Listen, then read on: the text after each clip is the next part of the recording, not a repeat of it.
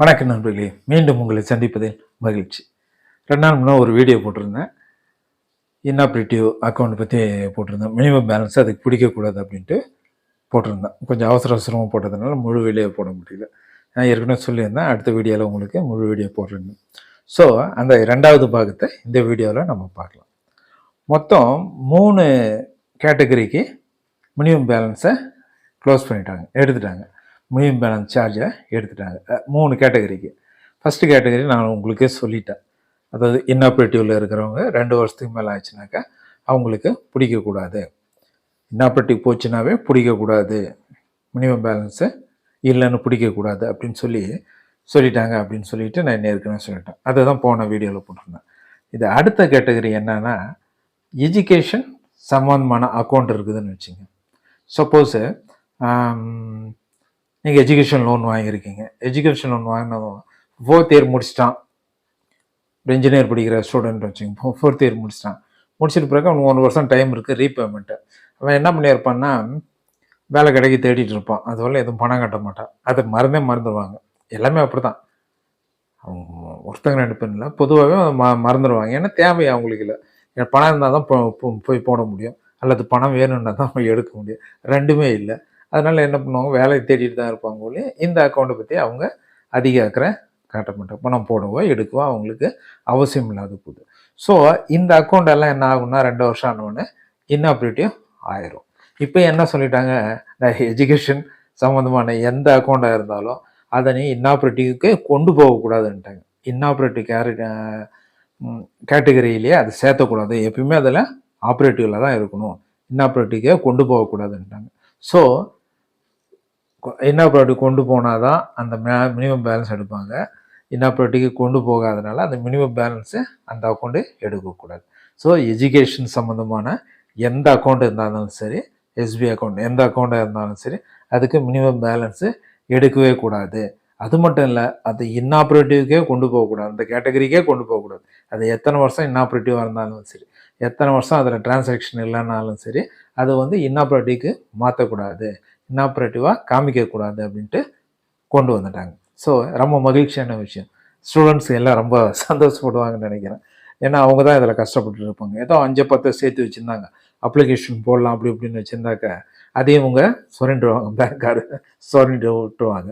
So இதை பொறுத்தவரைக்கும் நம்ம ஸ்டூடெண்ட்டுக்கு ரொம்ப சந்தோஷமாக இருக்கும்னு நினைக்கிறேன். அதுவும் காலேஜ் ஸ்டூடெண்ட்டுக்கு ரொம்ப சந்தோஷமாக இருக்கும். ஸோ இது செகண்ட் கேட்டகரி. எஜுகேஷன் சம்மந்தமான அக்கௌண்ட்டாக இருந்துச்சுன்னா அதில் மினிமம் பேலன்ஸ் பிடிக்கக்கூடாது, அதை இன்னாப்ரேட்டிவாகவும் மாற்றக்கூடாது. இது செகண்ட். தேர்டு ஒன்று இருக்குது. தேர்ட் கேட்டகரி என்னென்னா, வேறு யாருக்கு பிடிக்கும்னா, இந்த கவர்மெண்ட் ஸ்கீம்லாம் இருக்குது இல்லையா, கவர்மெண்ட் மானியம் வர்றது, கவர்மெண்ட் ஏதோ இலவசம் கொடுக்கறது, இந்த மாதம் 1000 ரூபாய் கொடுக்குறாங்க இல்லையா, என்ன உரிமை, மகளிர் உரிமை தொகைன்னு. இப்போ இது மாதிரியெல்லாம் கவர்மெண்ட்டுக்கு எதோ ஸ்கீமேட்டிக் பணம் வந்ததுன்னா அது மாதிரி அக்கௌண்ட் வச்சுருக்கிறவங்களுக்கு நீங்கள் இன்னாப்ரேட்டிவ் பண்ணக்கூடாது. அந்த அக்கௌண்ட்டையும் என்ன பண்ணக்கூடாது, மினிமம் பேலன்ஸ் இல்லைன்ட்டு பணம் பிடிக்கக்கூடாதுன்னு சொல்லிட்டாங்க. ரொம்ப சந்தோஷமான விஷயம் இல்லைங்களா? இது ரொம்ப மகிழ்ச்சியான விஷயம். நம்ம முதல்வர் கூட சொல்லியிருக்காரு, இது மாதிரி நாங்கள் பேங்க்கில் அக்கௌண்ட் நம்ம பேங்க்கில் பணம் போடுறோம், பேங்க் அங்கே என்ன பண்ணுறாங்க, மினிமம் பேலன்ஸ் இல்லைன்னு சொல்லிட்டு நிறைய பேர் பணத்தை பிடிச்சிட்டாங்க அப்படின்ட்டு வருத்தப்பட்டு சொல்லியிருந்தார். நாங்கள் பேங்க்குக்கு அப்ரோச் பண்ணியிருக்கோம், அது அவங்க என்ன சொல்கிறாங்க தெரியல அப்படின்னு சொல்லியிருந்தார். அதுக்கு நான் கூட ஒரு வீடியோ போட்டிருந்தேன், கவர்மெண்ட் பணம் கொடுக்குது, பேங்க்காரன் பணத்தை சுரண்டிடுறான் அப்படின்ட்டு ஒரு வீடியோ போட்டிருக்கேன் நான். அது வேணும்னு நான் டிஸ்கிரிப்ஷனில் அந்த வீடியோனுடைய லிங்க் கொடுக்குறேன், பாருங்கள்.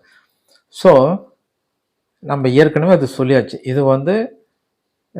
இது மாதிரி மானியம் கொடுக்கறது, கவர்மெண்ட்லேருந்து எதை பணம் கொடுக்கறது, இது மாதிரி ஸ்கீமேட்டிக் இதுக்கெல்லாம் நீங்கள் பணம் பிடிச்சிங்கனாக்க அவங்களுக்கு பாவம் ரொம்ப கஷ்டம்.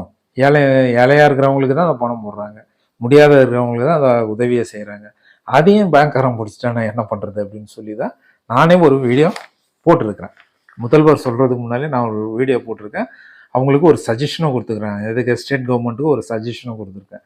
நீங்கள் பேங்க்கு கேட்டிங்கன்னா அது பிரயோஜனம் இல்லை, பேங்க்காரவன் அவனுக்கு பவர் இல்லை, அதை அவங்க இந்த பிடிக்காமல் இருக்க மாட்டாங்க.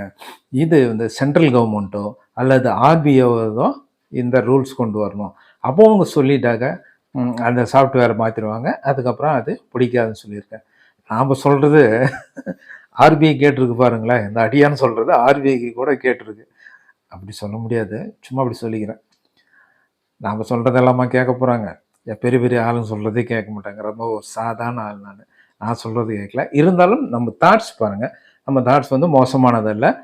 ஒரு ஆர்பிஐ அஃபிஷியலாக இருந்து யோசிக்கிறாங்க, ஒரு கவர்மெண்ட்டு நடத்துகிறவங்க யோசிக்கிறவங்களோ நாமளும் யோசிக்கிறோம். நமக்கு ஏன்னா நம்ம யோசிக்க அறிவாளின்றதுக்காக சொல்லுவார்ல, நாம் வந்து அந்த ஃபீல்டில் இருக்கோம். ஃபீல்டில் இருக்கிறதுனால நமக்கு அந்த கஷ்டம் தெரியுது. நம்ம சுற்றி அந்த இருக்கிற மக்கள் எல்லாம் எவ்வளோ கஷ்டப்படுறாங்க அப்படின்ட்டு தெரியுது. அதை ஆர்பிஐயும் உணர்ந்திருக்கு, அரசாங்கமும் உணர்ந்திருக்கு, நாமளும் உணர்ந்திருக்கோம். நம்ம உணர்ந்ததை அரசாங்கத்தை சொன்னோம், அரசாங்கமும் ஆர்பிஐயும் அதை மாற்றிருக்காங்க. அதனால் வந்து என் பேச்சு கேட்டு தான் மாற்றினாங்கலாம் சொல்லலை, சும்மா அப்படி சொல்லிக்கிறது, பெருமையாக சொல்லிக்கிறது இல்லையா, அதெல்லாம் ஒன்றும் இல்லை.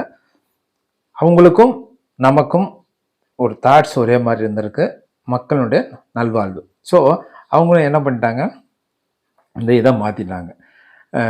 மானியம் கிடைக்கிறது, எந்தெந்த கவர்மெண்ட்டு உதவித்தொகை எது எது கிடைக்குதோ, அந்த அரசு உதவித்தொகை எது எது கிடைக்குதோ அந்த அக்கௌண்ட் எல்லாமே வந்து நீங்கள் லைவில் தான் வச்சுருக்கணும். அந்த அக்கௌண்ட்டை நீங்கள் இன்னாப்ரேட்டிவ்க்கு மாற்றவே கூடாது.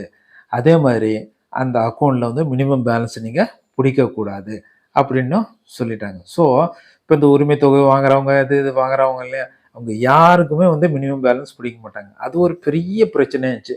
பேங்க்கில் கொடுத்தா பணத்தை பிடிச்சிக்கிறாங்க, பேங்க்கில் கொடுத்தா பணத்தை பிடிச்சிக்கிறாங்க அப்படின்னு சொல்லி ஒரு பெரிய பிரச்சனையாக இருந்துச்சு. கவர்மெண்ட்டே அதை சொன்னாங்க, முதல்வரே அதை சொல்லியிருக்காரு. இப்போ அது பெரிய விடிவு காலம். இனிமேல் பணம் போட்டாங்க ஒத்த பைசா பேங்க்கில் பிடிக்க மாட்டாங்க. அதில் ஜீரோ பேலன்ஸ் இருந்தால் கூட அதில் பிடிக்க மாட்டாங்க. அது மட்டும் இல்லை, அது இன்னாப்ரேட்டிவ் அக்கௌண்ட்டாகவே மாற்ற மாட்டாங்க. சப்போஸ் ஏற்கனவே அவங்க மாற்றிருந்தாலும் அதை மறுபடியும் ஆப்ரேட்டிவ் அக்கௌண்ட்டாக மாற்றிடுவாங்க. அதுக்கு எந்த பைசாவும் வாங்க மாட்டாங்க. ரீகன்வெர்ட் பண்ணாலும் இன்னாப்ரேட்டிவ்ல வந்து ஆப்ரேட்டிவ் ரீகன்வெர்ட் பண்ணாலும் எந்த பைசாவும் அவங்க வாங்க மாட்டாங்க. ஸோ இது ஒரு நல்ல திட்டம், இது ஒரு நல்ல ஸ்கீமு, நல்ல ஒரு திட்டத்தை ஆர்பிஐ கொண்டு வந்திருக்குது, அரசாங்கம் கொண்டு வந்திருக்காங்க. ஸோ அவங்களுக்கு நன்றி செலுத்தணும். எப்படியோ நம்ம மக்களுக்கு, பொதுமக்களுக்கு, ஏழை எளியவர்களுக்கு நல்லது செஞ்சால் நல்லது நடந்தால் நல்லது. இதை சொல்கிறதுக்கு தான் இந்த வீடியோ நான் கொண்டு வந்தேன். இந்த வீடியோ உங்களுக்கு பிடிச்சிருந்தா லைக் பண்ணுங்கள், ஷேர் பண்ணுங்கள், சப்ஸ்கிரைப் பண்ணுங்கள். நன்றி, வணக்கம்.